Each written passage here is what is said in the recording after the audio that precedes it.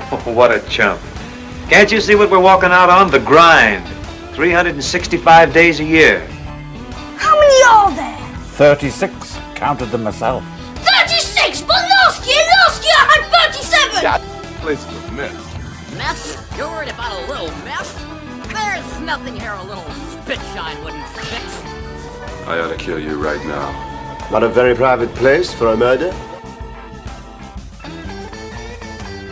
The lady who put the BS in BSN. It's Carolyn Sheridan from the Ag Health and Safety Alliance. Time once again to see what we can do to help our family farmers. I think we should really get right down to it. How can we help these family farmers? Carolyn Sheridan's in to tell us. How are you doing? I'm good. Good morning, Al. Good morning. Yes. First, I do want to acknowledge a day that happened yesterday, even though Al's not Thursday? No. Okay, it was a good day. It was a good Thursday. National Rural Health Day. And so Al, on the other hand, we support farmers every day of the year, particularly on Fridays, every Friday. Like for 100 years, Al and I have been supporting farmers on Friday mornings. Yes. It seems like 100 years. Let me ask you this. Yes. So what was about November 20th that is the day that we decided we're going to help? And my point being is what is it? February is National Heart Month because Valentine's Day. Right, I get it. It was Give to the Max Day yesterday in Minnesota. Everybody gives as much as they can. Give to the Max Day. It's just a day they promote in Minnesota that you give to the max and you go to your favorite charity and give it's to just Max. Oh, got it. Yeah. Got it. So not a guy named Max. Not a guy. No, the giving to the max. So it has a thing. I'm not exactly sure why November 20th is National Rural Health Day. I don't know when or why they did it. It's probably been around a while. It's to celebrate the contributions of rural healthcare providers and then communities. Yeah, we got it. Yeah, I know. There's always a day. I know. But as Ag Health and Safety Alliance, I would like to just acknowledge that day was yesterday. And also, like you, we spent last week at the MRASH. We're doing a lot with other organizations all the time. That's what we do. Work with other organizations, mostly reach the next generation of agriculture. Yeah. And the rashes stick with you. If you have the UMass rash and the other rash, those rashes will stick with you. Yeah. All the rashes, yeah. But there's no rash in it. It's just National Rural Health Day. I don't think we can put that into a rash. So anyway. So do people get healthier that day? Did something happen? Was there a thing? People. Yeah, there was just people were supposed to promote it, and you do the social media deal, and all right, well, that's pretty. I missed it. All right, I missed it. No, you didn't. Well, I got to talk about it today. I missed it, but next year I'm going to make a plan to. Well, I'm not going to make a plan. I don't plan anything a year out. I think you will. Yeah, we could have moved my show to yesterday, but this is fine. Okay, it is good. Yeah, what are we talking about today? Because today is a whole nother start to the next National Rural Healthcare Day. It's 364 days. There will be a lot more days in between now and then that we will promote. Yeah, so we're going to talk about. It will seem like a lot. We're going to talk about some technology in farming. I know some people are really, it's good, bad technologies taking over farming, but there's some pretty simple technologies that I think can helps keep us safe. And how is technology taking over farming? I know, but good God, you still because you got square bales that are now round bales. Ooh, no, really? Well, I know some people. I think there is some pushback, perhaps, in like automated tractors and things like that, or the GPS even. There's some pushback. There's lots of other technology that we use anyway. And Al, you've actually wait a minute. How in the world is someone upset? Now the automated tractor thing. We just talked about this with the senator a little bit ago. They're looking to put those automatic driving cars in Minnesota. The taxi guys that don't have drivers. No way I'm getting in one. No way in heck. Now, if I'm on the farm and I got 360 acres I got to do, and that's with a non-driving human, I don't give a crap. Yeah, what do you do? Run into a log? Yeah. It is going to hit me. Why would anybody have said if you could do something without having to be in it? I think in general, that with all the AI and technology that it's going to take away from the workforce, that there will be less people needed and people need jobs, that sort of thing. So I think in general, I'm not necessarily speaking about all types of farming, but I think even in the industry, we're concerned about And I'm calling BS on this. I am, because these are the farmers that I know, and I'm pretty tight with the farmers, especially in Lake Crystal. The Lake Crystal farmers love me. I throw it up. The Lake Crystal. A great little town. Drive through it's there all the time. It's a fantastic town, and they love us. I see these farmers when new technology comes, like what are those drones, right? Yeah, kids are doing them to get drones just to go take photos. Yeah. And I'm like, okay, there's a great technology. All of a sudden, every farmer I know is out screwing around, flying drones around. I'm like, you don't need that to grow corn. Oh, I look to see where there are wet spots. Okay, they're the same wet spots as last year. They love technology because they can use it, write it all off on the farm. It's like the four-wheeler, right? Like name a farm that doesn't have a couple of well, it's easier than me getting out there. It's like you love technology. You know why? Because you don't have to walk now. I'm telling you, I think farmers love technology. You might be right. I think it's good to just remember which ones are out there. And I don't think some of the things that we've used for a long time, we don't consider technology. Even like there's, particularly like with our livestock farmers, we're using technology all the time. That's the one thing I talk to my students about, with using your phone. Are you using your phone when you're driving? Well, some of them, they understand the risk, but then some of them are like, well, I get a bleep or something about my hog confinement or my water or something. So that's technology. So we know what the temperature is in the buildings. We know if the ventilation is working right. All of that is technology, but with that does come some risks because we're checking on it differently. And they'll readily admit. Yeah, well, they'll readily admit. You look at like just dairy cows. If you look at that, Uncle had dairy cows, and it's like that is like I grew up on a dairy farm. That's the worst job in all of farming of all history because back in the day it was 2 times a day, every day. Now they you got to milk themselves. They come in. Yeah, they come in and the machine goes, okay, let's go do this, and it just takes care of it, keeps track of which ones are producing or not. Not saying it's still not a tough job, but it's a whole lot of different now with automation. That takes manpower too. And not everybody has the robotic milkers, but a good percentage of them do. Yeah. No matter where I go and teach, a lot of the students are in dairy. But I think that automation reduces some of those risky tasks. Can I bring up one automation that has been here for years and yet farmers have yet to adapt to it? Oh, I'm almost frightened. No, is it one of your $1 million ideas, or is it's the fast gear on a tractor. Oh, you've got them high gear. You put it in there and then take up. It's like they're still scared. Like they still want to be driving the horse and buggy. Don't want to go any faster than that on the roads. I think use high gear. Let's go. And I think if they start using that would also be safer for them. Well, you know what? There's been some occasions when I have met a tractor or a big piece of equipment, huge piece of equipment, and they're going fast, coming towards, and I'm like, you know what? We kind of wish they'd slow down just a little bit, because they're a big. There's no way I'm winning that one. I'm getting off the road for sure. Yeah. The planter that got that big arm that comes down with the metal. Oh, yeah.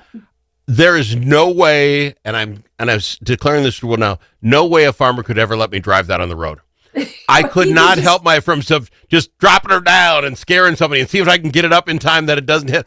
I would be playing this whole game of Frogger or whatever.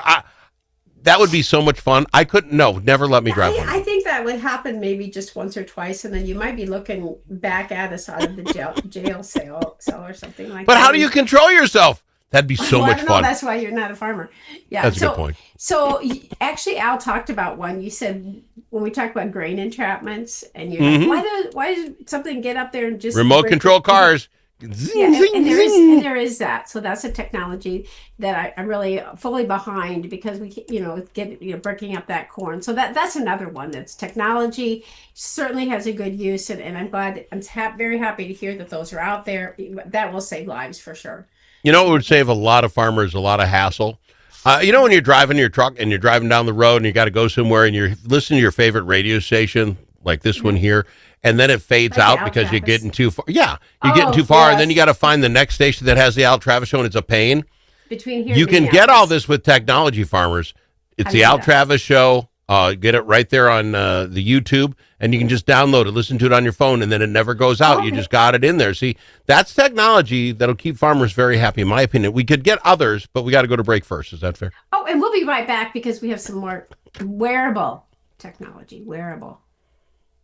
Yeah. We're talking bib overalls. They're coming back. I love that. Okay, we'll talk about that next. Think about it. Now that school's back in session, how are Minnesota students doing? Not very well. Minnesota ACT scores fell again last year and are the lowest they've been in 10 years. In fact, fewer than half of Minnesota students can either read or do math at grade level.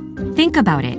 We used to brag about our schools. Now we're losing to states like Mississippi. Visit AmericanExperiment.org for more information. Think About It is brought to you by Center of the American Experiment, Minnesota's think tank.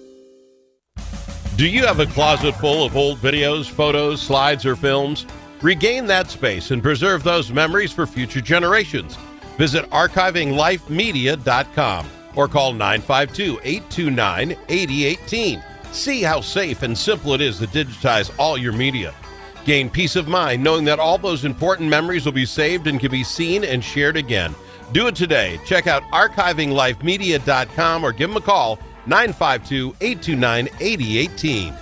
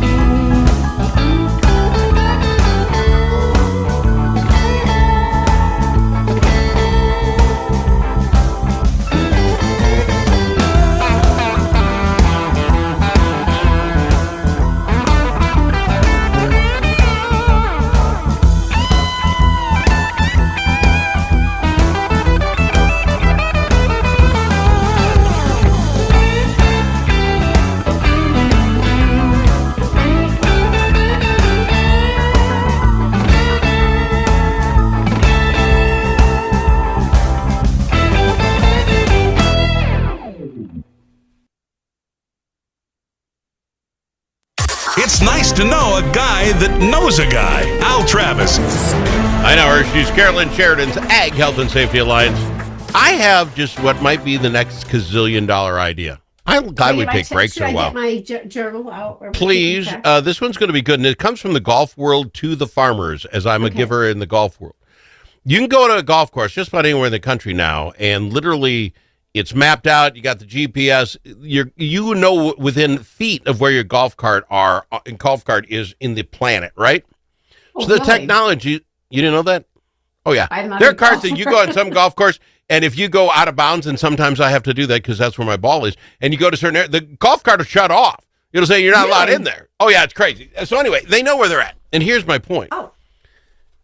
You got farms out there, and you get in the middle of no place. Sometimes your phone isn't exactly picking up a lot of data, right? You've told me that. That's exactly This is ridiculous. Yes. Here's what we do. We get that golf course technology, and you put one of them beeper thingies in the tractor, just like my golf cart's got. So you know what happens? Something goes wrong. Well, where's Bob on the farm? I don't know. Let's look at the GPS, and look at that. I can find him within 3 feet. Yeah, boom, saving farmers. That's true. And I wonder how that works, because there's that whole 360 whatever family thing where you're supposed to know where people are and like they track you when you're all that stuff. I wonder how that works when you're out of range, or when things, when the phone goes dead. I know we lost a phone on the This farm. isn't a phone thing. It's a satellite. It's a GPS. You should be able to track. Yeah, absolutely. They can track everything. Right. So if there you go. If that doesn't exist, it really should. And that's an Al Travis idea. Put that down. Every tractor should come with it. And you know what else you can do if you do that in that Starlink thing that Elon Musk came up with, like satellites everywhere, and you can get it just about anywhere? That should be given to farmers when they have blank spots. Boom. You can have that. They should. Farmers should get that. And that's you bring up a good point. This whole working alone. So some of that wearable technology is designed for that. Like if you're working alone, and if there's a fall, or if somebody is, being, fatigued, or maybe they're having chest pain or stuff like that, there is wearable technology that identifies that, and it can send a message. So that's related to health. Yours is kind of like, oh, where's the tractor at? Maybe where we're gonna do. So you're pretty much saying the same thing. But there is the wearable technology, the vests too, that do something a little bit different, and they're related to your health. So you should have a wearable. You should have your watch on. Like my watch tells me my heartbeat at all times. Well, if that goes flatline, I think somebody should get a phone call. Did yours do your EKG? Yeah, Al, we should double check. Like, what is your heart rate right now? That tells maybe how stressed you are. I'd have to remember how to figure that out. we're kind of maybe. I don't remember how to do that. There's a button I push and it tells me all that. If it's less than 40, then we should be concerned. Maybe if you're over 100, maybe you're stressed. Maybe we'll just start there. And do you have somebody close by if you're not doing well that we could? Well, no, but shouldn't a phone call be made? I mean, I'm just saying that would make a lot of sense. It should. Okay, so resting heart rate is 59. Is that bad? That's like 1 a second. Wow. Yeah. Oh, yeah, that's pretty good. I guess that was average for the last 7 days. Well, there you go. Oh, yeah. Is that not me? Terrible? I'm like the little hummingbird, like flitting around. Like mine averages like 85. And my stress level on average for a week is 45. Is that good? Is 45 big? Is it out of 50 or a Hondo? I don't know. Me neither. See, that's why it does no good here. Well, but so maybe here's a good point. If we've got some wearable technology like these watches, maybe we should understand what they're telling us. I should have really read that. Yeah, I should have read it. I have no idea. Yeah, some of the other things are the environmental sensors, and we talk about the gases in farming all the time for every single program that we go to, and not just for college students, but particularly in the confinement buildings. So there's the gas detectors that people can wear that we know when that gas is getting high enough, it's going to cause, it might cause you to become unconscious or even die. There's some pretty dangerous gases in there. And as we're getting into winter, so they are not that expensive. So technology alerts us before we're exposed in extreme conditions. There's another $1 million. You just are rolling off the tongue. So from a cigar smoker to the farmer, I bought this air purifier thing, the smoke heater. Winix is called Winix D360, and it takes a 360 square foot room and runs the air through it so many times, sucks that smoke right out, works wonderful. I can't imagine with technology, which we're speaking of today, you couldn't get a version of that with the right filters in it to take out a lot of that crap in the barns that would get you. They do good. See, huge ventilation systems, and especially the newer barns, or anytime they upgrade the ventilation system, absolutely great. But there are times when they don't work, or they shut down, or maybe there's a malfunction, or maybe the flaps or the ventilation, the curtains don't work just right, and there's certainly times when we might need to wear those sensors to tell us, hey, get out and don't go back in until we get that fixed. So another technology we should get for farmers is like the Quick Trip, what do you call it, car wash, the automatic car washes. Because every farm should have one. Here's why. Because they're out there spraying the pig poo now, and some of those pig poo sprayers look like they haven't been cleaned or touched in. Well, because they're busy working. They've been busy working. So you get them done. You're done of the day, and you go in and you wash that stuff off, and that's all. Because it can't be good driving that stuff around for years. No, crusty on there. It's kind of similar to my car, I think, because my car looks dirty all the time. Okay, but that's dusty dirty. There's dusty dirty and there's poo dirty on your truck. I don't wash it all of the time, but that's two different things. There's a Google Maps. You can pull up and see the street view of Google Maps. At my kids in Minneapolis, I pulled it up the other day, and there was my car online sitting in front of, and it was so dirty. I was like, love that. I know for sure that's my car. There we go. Yeah. So right. so I think that I think people do embrace technology.